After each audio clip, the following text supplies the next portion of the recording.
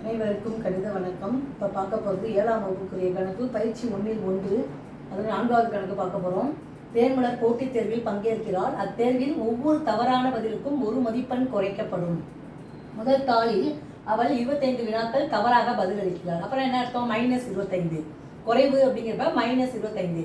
இரண்டாவது தாளில் 13 வினாக்களுக்கு தவறாக பதிலளிக்கிறாள். அப்போ அவளுக்கு குறைக்கப்பட்ட மொத்த மதிப்பெண்கள் எவ்வளவு என கண்டறிய அப்படின்னு சொல்லி கொடுத்துருக்காங்க. இந்த கணக்கை பொறுத்த வரைக்கும் முதல் தாளில் 25 வினாக்கள் தவறாக அளிக்கிறார். அப்ப 25 வினாக்கள் -25 தவறுங்கிறப்ப ஒவ்வொரு மதிப்பெண் குறைக்கப்படும் பொழுது -25. இரண்டாவது பேப்பர்ல 13 அப்ப -13 மதிப்பெண்கள் குறைக்கப்பட்டிருக்கு.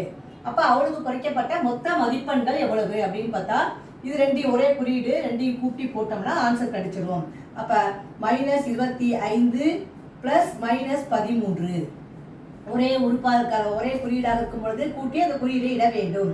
5 3 8 2 1 3 -38.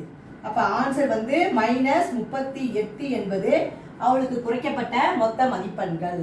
புரிஞ்சுங்களா?